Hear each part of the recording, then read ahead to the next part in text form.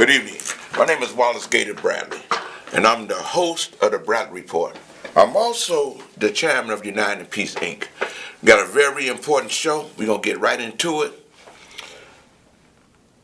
A viral snowstorm of misinformation online. Political ads disguised as newspapers. Darren Bailey and his allies incessantly spreading myths and obvious falsehoods. There is no purge law in Illinois. The law allows judges to keep violent defendants behind bars. Convicted criminals currently in jail will not be released. An entire campaign trying to scare you. Darren Bailey. All lies, no solutions.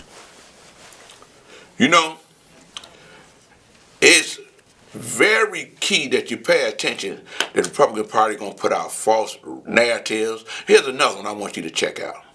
Did you know Darren Bailey runs a school? And they use quite the curriculum, the same one that taught lessons like women in the workforce have been harmful to America. Evolution isn't real. Dinosaurs and humans were definitely on Earth at the same time. Gay people have no more claims to special rights than child molesters or rapists. The majority of slaveholders treated their slaves well. Class dismissed. Darren Bailey is too extreme for Illinois. You know, that's why I'm saying it's very important that November 8th, you get to the polls and you vote to make sure Illinois remain blue. Vote for J.B. Pritzker to be the next, re-elect J.B. Pritzker, governor of Illinois. Elect Alexei Janulius for the Secretary of State. Elect the straight Democratic ticket, especially elect Jonathan Jackson to become congressman for the 1st Congressional District. You know, one of the things that I find perplexing about all of this, they are in the midst, after a failed coup by Trump and his supporters to destroy democracy. They have made it a plan, from what we're finding out, that is going straight into the governor's races, the Secretary of State races, and regardless of what you're hearing about me and Alexei Janulius, hopefully you're going to hear something coming in the future that's going to be righteous. I'm still supporting him. I see the big picture. But at the end of the day, an individual got to be true to his word. At this point, don't get it confused. He's better than Brady. I can't wait for the 2 days that's I'm hearing. Within 2 or 3 days, we should be able to vote early. Y'all know that's what I do. You know, there's a, let me see if I can do this here.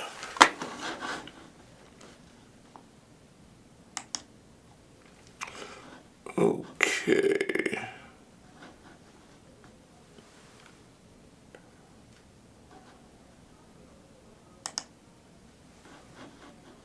Let's see what I got up here. Okay, I got another story that I want you to check here. Let me hit this.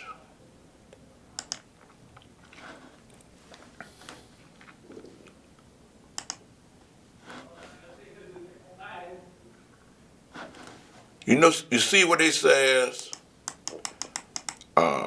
This is the editorial from the Tribune. I want you to listen to this. Was this summer everything you wanted it to be? No? Doesn't matter, because this fall is the real prime backyard season. The days are... You know, you see where this guy was the CEO of,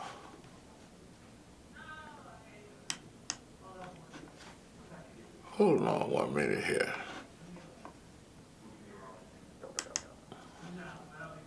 Editorial. When it comes to reacting to criticism, Lori Lightfoot needs much better advice. In the courtroom or in a campaign debate, winning often means demolishing the credibility of your thousands of brave opponent. patients depend on But when Dana it comes Farber to and the Jimmy leadership, Fund for different life-saving rules care, apply. clinical research, and Somebody groundbreaking close cancer to the discoveries. notoriously Arbella thin-skinned Insurance has mayor been Lori proud to Lightfoot needs to point There out you this go. abiding Thank truth. Brother Editorial. Take, for example, comes the to mayor's reacting reaction to to questions about Lori comments Lightfoot made by needs Chris much better Kempczynski, advice. CEO of McDonald's, in a recent talk at the Economic Club of In the Chicago. courtroom or in a campaign Kempczynski debate, took winning strikingly often pointed means aim at the demolishing business climate credibility in of his your company's opponent. home city, noting But the when it growing comes to notoriety for leadership, violence. different rules apply. Somebody close to the notoriously thin-skinned mayor Lori Lightfoot needs to point out this abiding truth.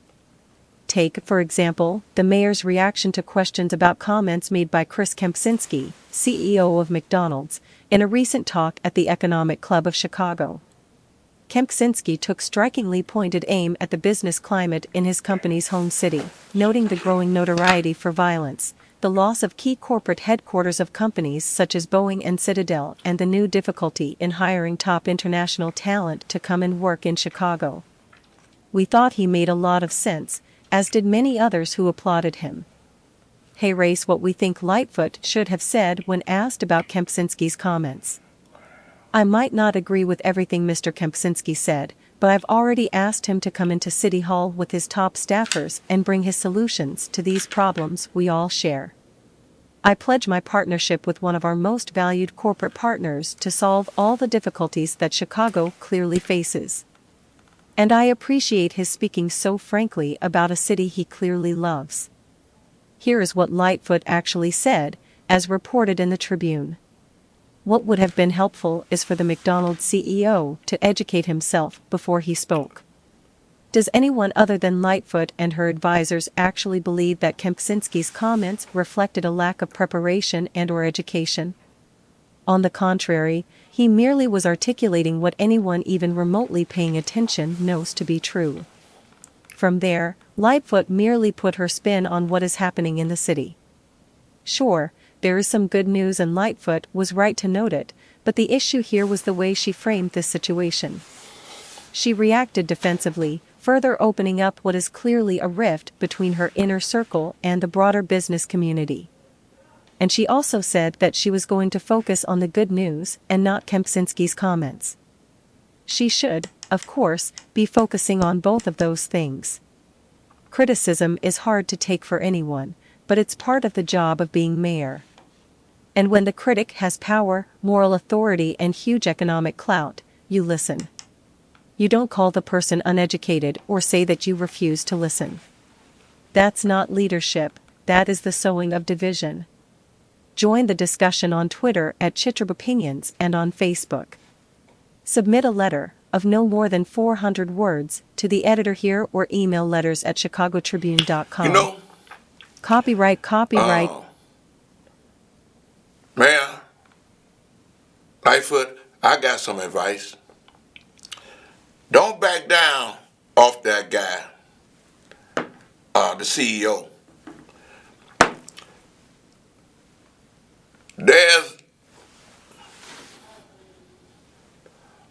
Oh man, what am I doing here?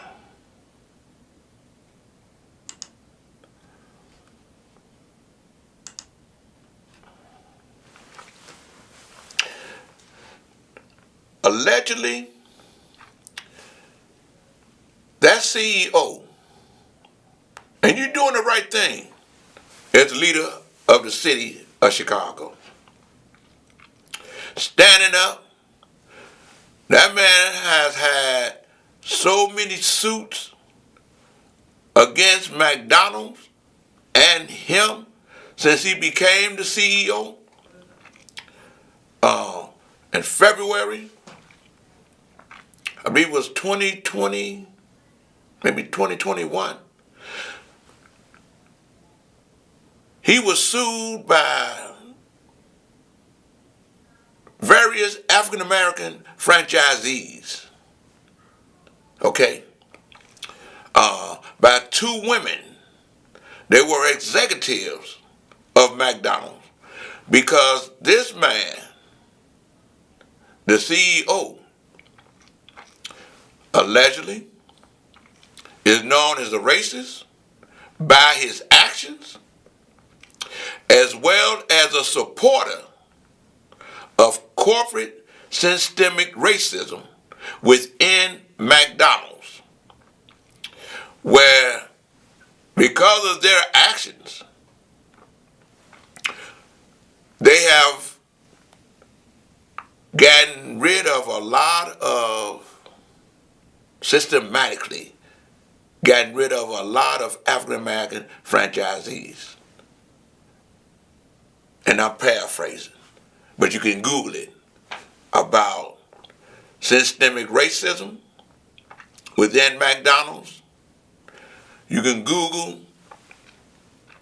the protests by United in Peace, Inc.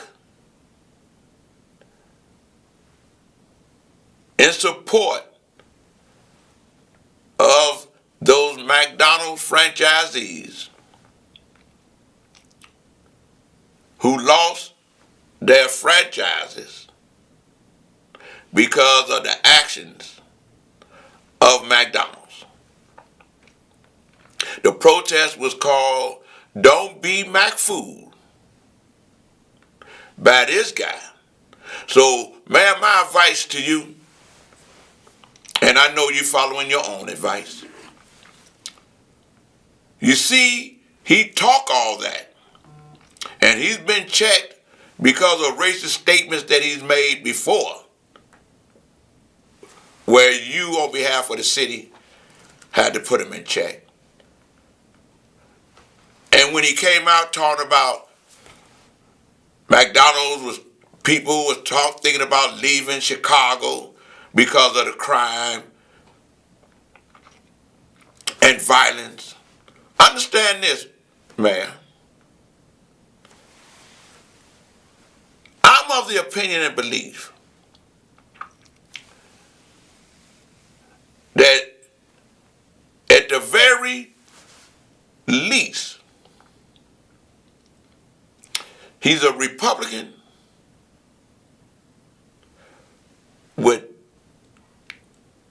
that's influenced by Trump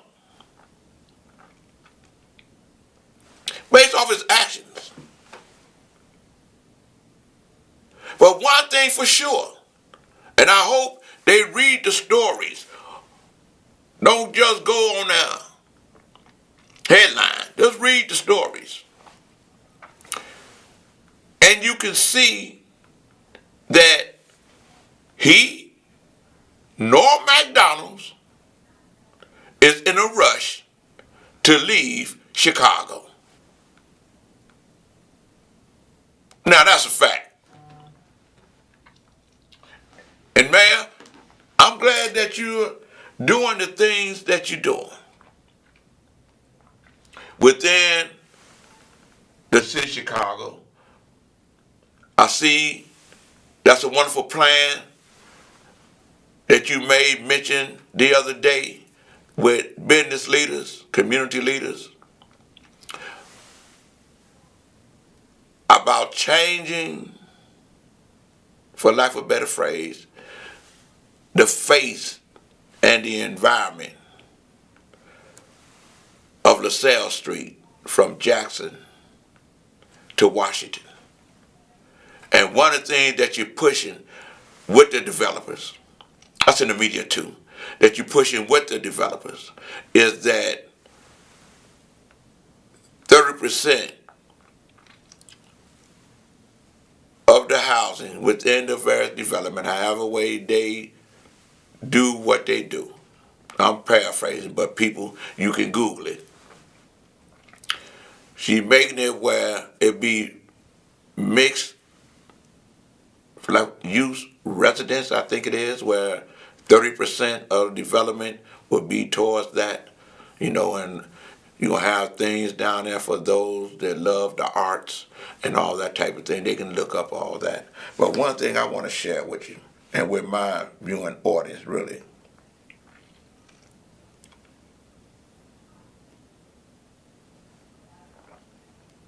Hold on 1 minute. Let me get this correct and right and proper.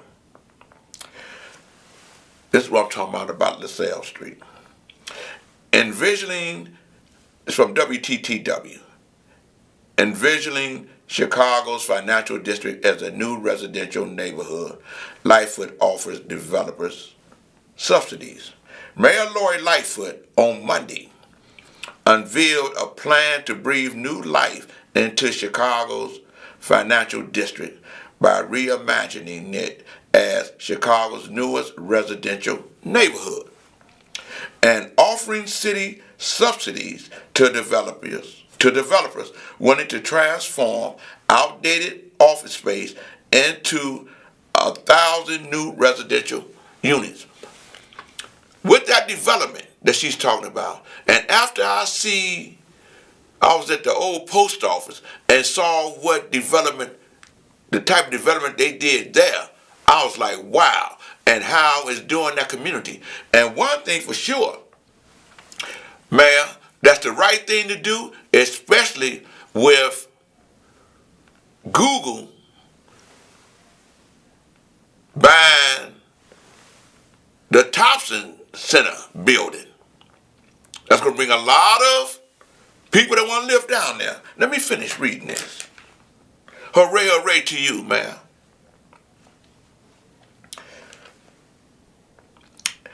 And offering city subsidies to developers willing to transform outdated office space into 1,000 new residential units. Lightfoot, who is running for a second term, and she needs one.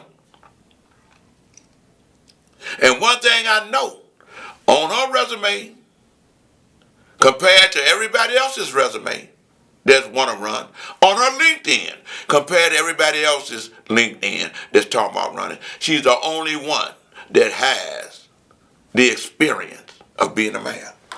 Lightfoot, who is running for a second term as Chicago mayor, says she was determined to chart a bright and lasting future for LaSalle Street between Washington Street and Jackson Boulevard, an area of the city, she said, have been permanently altered by the shifts triggered by the COVID-19 pandemic.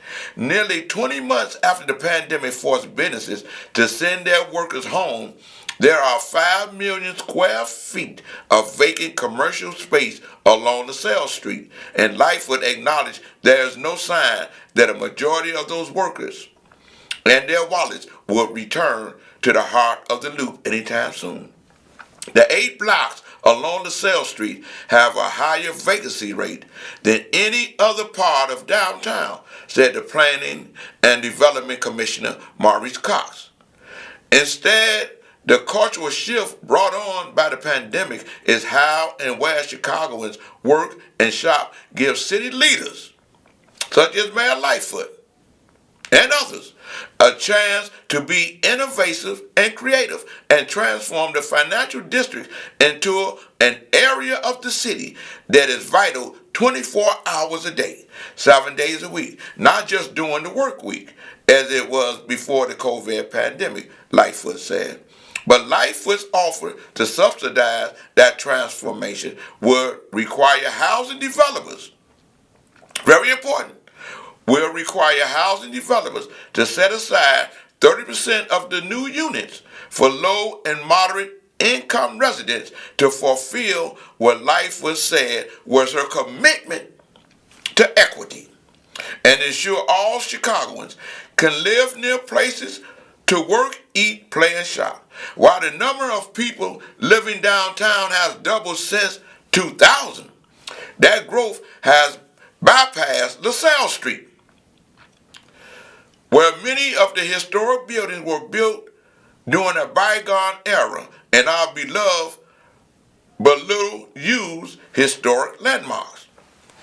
In addition to turning unused office space into new homes, city officials asked for proposals to transform building lobbies into spaces for cultural or entertainment purposes, and vacant storefronts into grocery stores and restaurants.